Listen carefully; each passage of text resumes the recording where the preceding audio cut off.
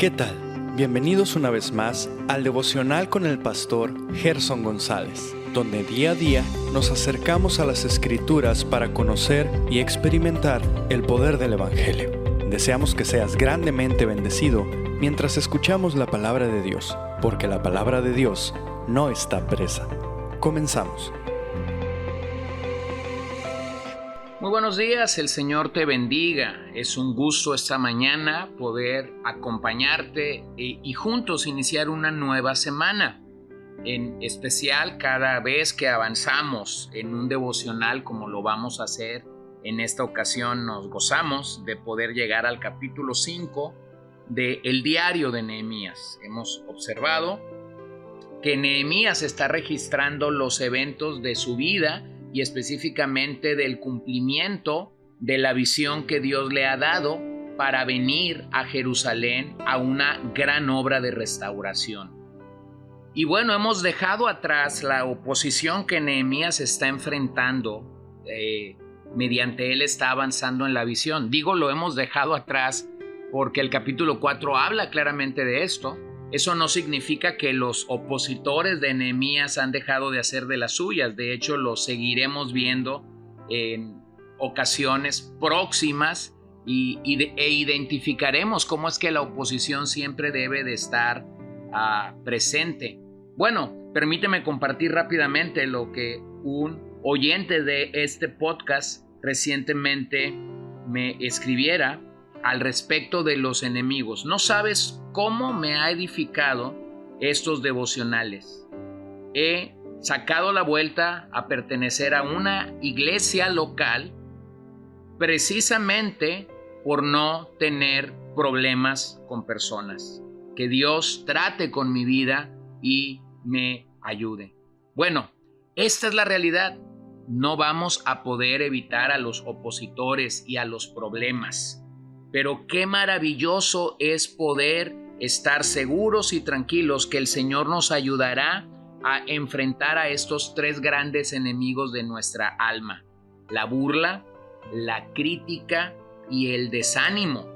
Así que aquí está de nuevo nuestro amigo Nehemías enfrentando una situación interna.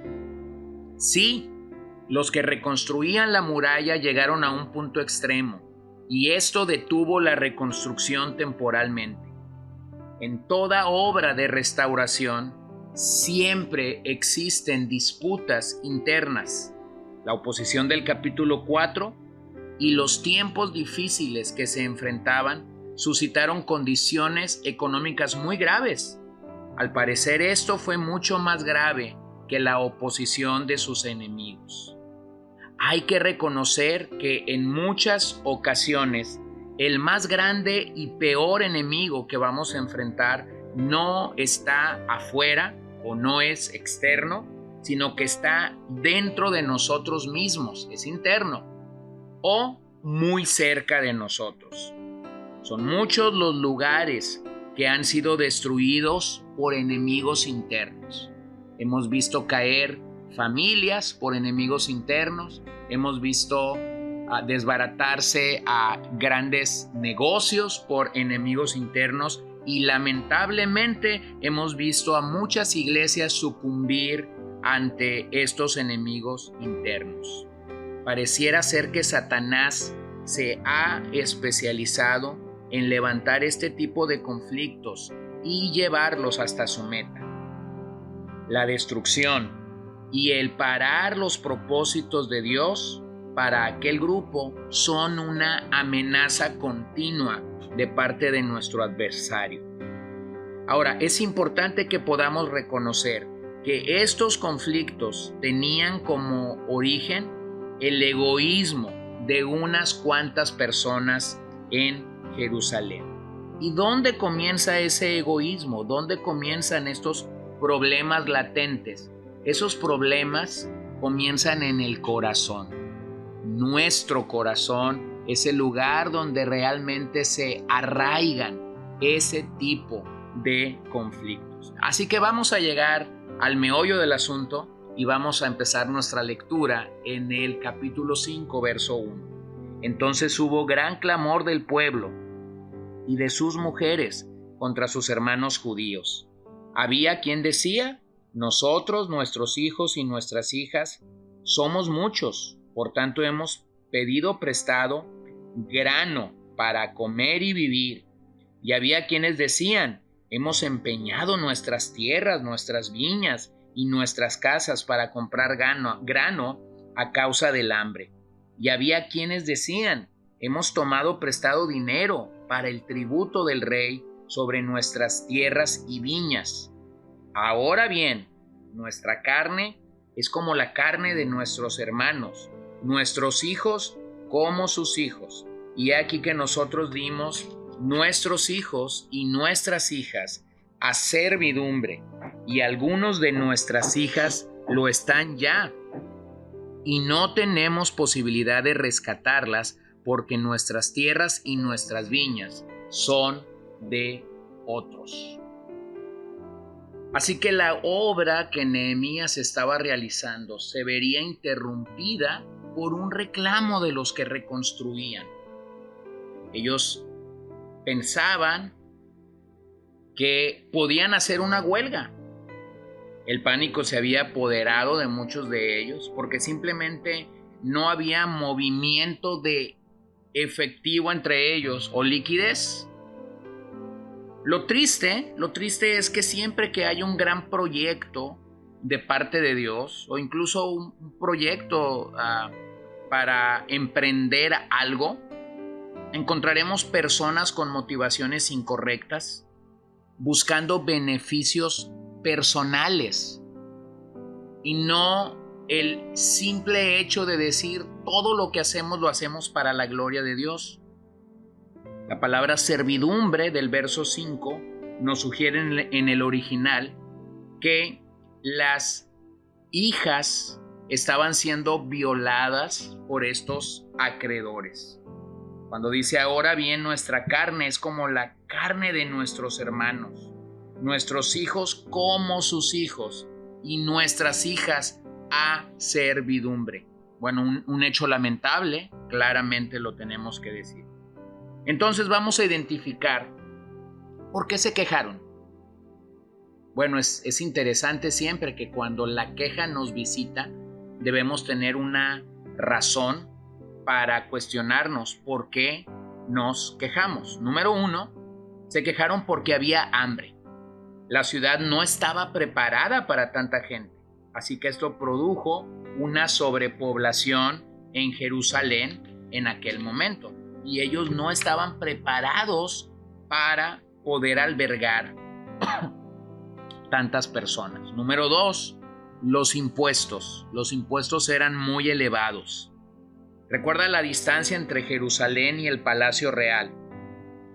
Es posible que quien cobraba los impuestos aún cobrara de más, como claramente vemos en el caso de los publicanos en el día de Jesús, cómo es que ellos se excedían en el cobro de estos impuestos. Y número 3, se quejaron porque el porcentaje de interés era muy alto. Los acreedores comenzaron tomando la tierra de ellos como pago, pero después incluso tomaron a sus propios hijos como pago de esas deudas. Así que esto provocó que la muralla fuese detenida, que la restauración de la muralla fuese detenida. Sobrepoblación, impuestos altos y altos porcentajes de interés. Pareciera ser una temática muy actual, ¿no te parece? Alguien podría decir: eso no es Jerusalén, eso es nuestra propia realidad el día de hoy. Se quejaron entonces frente al hombre adecuado. Se quejaron frente al hombre temeroso de Dios y quien daría una salida al problema que ellos estaban enfrentando. Así que quisiera que observáramos la respuesta que Nehemías dio a esta situación en la que ellos se encontraban. Verso 6. Y me enojé en gran manera cuando oí su clamor y estas palabras. Entonces lo medité y reprendí a los nobles y a los oficiales y les dije: exigís interés cada uno a vuestros hermanos, y convoqué contra ellos una gran asamblea. Y les dije: nosotros, según nuestras posibilidades, rescatamos a nuestros hermanos judíos que habían sido vendidos a las naciones, y vosotros vendéis aún a vuestros hermanos y serán vendidos a nosotros. Y callaron, porque no tuvieron que responder. Quisiera que observaras que el hombre de Dios, el hombre temeroso de Dios llamado Nehemías, también es un hombre de carne y hueso. Observa el verso 6 cómo dice: y me enojé. Luego dice que lo meditó y reprendió a los nobles, claramente, y ellos callaron y no tuvieron cómo responder ante Nehemías. Observa que Nehemías hace un alto para escuchar el porqué de las quejas y entonces poder traer una solución al problema. Nehemías estaba enojado porque el pueblo se había olvidado por completo de la ley de Moisés. ¿Te imaginas? Este punto era demasiado fuerte para él. La oposición afuera de esta gran obra, representada en nombres como Tobías, Sanbalat, Gesén el árabe. Pero ahora resulta, esa oposición era evidente, pero ahora resulta que los enemigos internos tienen un potencial mayor que los externos. Y yo quisiera detenerme aquí, porque este ha sido la historia en muchos casos, como mencioné al principio. Nosotros tenemos claramente que examinarnos a nosotros mismos para reconocer que, aunque esto es una triste realidad, que cada uno tiene enemigos internos, no debe ser así. Nosotros deberíamos librar batallas con aquellos que abiertamente se oponen a la causa del reino de Dios, a la agenda de Dios, al proyecto de Dios. Pero no deberíamos de estar librando batallas con las personas que aparentemente están de nuestro lado o del lado de la causa de Dios. Así que yo quisiera animarte en el nombre de Jesucristo a que tú te preguntaras, te cuestionaras ahora mismo si estás en el lugar adecuado y si estás haciendo lo que debes de hacer para llevar adelante la obra de Dios en tu vida, en tu familia, en tu iglesia local, en la comunidad donde sirves o incluso en la sociedad en la que vivimos.